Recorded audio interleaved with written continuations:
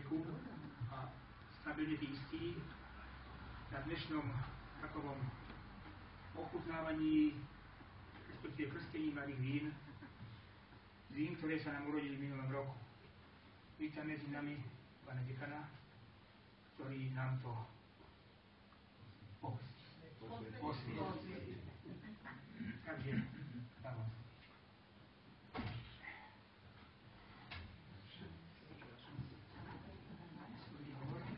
Nie hovor, ale prosím niečo o Svätej Alžbete prečítať aj skôr. Keďže sme sa stretli pri tejto príležitosti, ja som tiež teda prosil o tento termín, lebo zajtra odchádzame na taký kongres do Ríma na celý týždeň, takže prídem až nedeľu večer. Takže a tým, že aj zajtra je voľný deň, tak je to také, že keď aj by niekto chcel zajtra alebo musel ísť do roboty, tak nemusí sa báť, že napúcha, keď je, no možno niekto musí ísť do práce, ale takže, a máme teda aj Svätú Alžbetu, jednu z patróniek popri Svätej Rozálii, takže len pár takých krátučkých údajov o Svätej Alžbete. Narodila sa roku 1207 ako dcéra uhorského kráľa Ondreja. Ešte mladúčku ju vydali za durínskeho grofa Ľudovíta IV. A porodila mu 3 synov. Veľa rozímala o nebeských veciach a po smrti manžela sa rozhodla žiť v chudobe. Dala postaviť nemocnicu, v ktorej sama slúžila chorým. Zomrela v Marburgu v roku 1231. Teda veľmi mladá. Nazýva sa aj Svätá Alžbeta Durínska, alebo aj Svätá Alžbeta Bratislavská, alebo aj to je jedna z možností, že aj tam určitý čas prebývala na Bratislavskom hrade, ale je to teda jedna z vašich patróniek, ktorá je nám príkladom aj vzornej manželky, ale aj potom dobrej kresťanky, ktorá sa starala o chudobných, ktorá vedela svoje prostriedky venovať chorým a chudobným.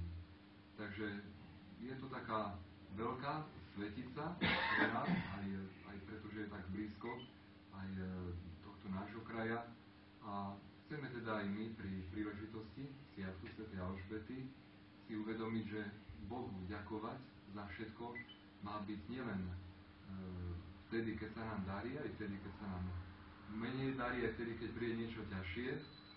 Ja myslím, že táto príležitosť, aj keď ešte pán starosta nekončí, ešte mu ostáva ten zhruba mesiac úradovania a vládnutia, ale myslím, je to taká dobrá príležitosť, aby som to aj chcel urobiť.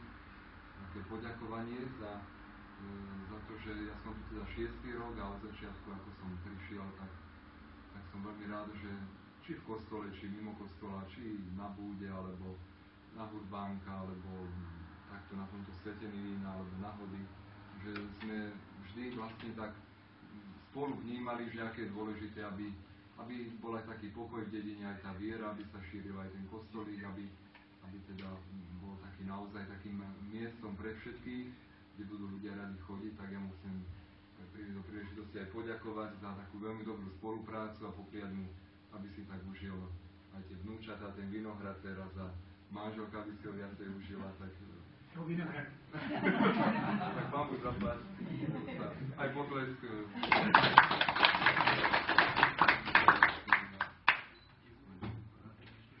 Aby sme teda začali, pomôžeme sa. Mene Otca i Syna i Ducha Svätého. Amen. Pán s vami. Čítanie z prvého listu svätého apoštola Jána. Milovaní, milujme sa navzájom, lebo láska je z Boha, a každý, kto miluje, narodil sa z Boha a pozná Boha. Kto nemiluje, nepoznal Boha, lebo Boh je láska. A Božia láska k nám sa prijavila v tom, že Boh poslal svojho jednorodeného Syna na svet, aby sme skrze Neho mali život.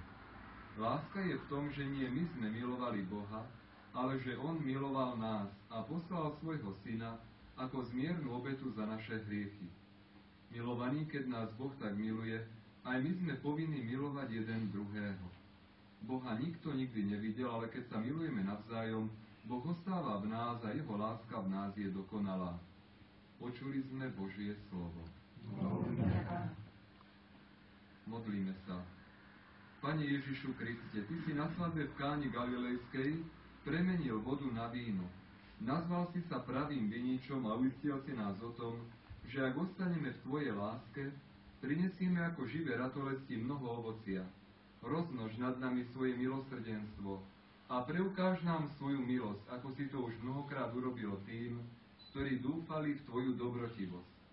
Požehnaj toto víno, ktoré si nám dal ako plod viniča našej práce, a všetkých, ktorí ho budú požívať, naplňaj svojim požehnaním, aby hľadali Teba, pravý vinič, a upevňuj ich zdraví tela i duše, lebo Ty žiješ a kráľuješ na veky vekov. Amen.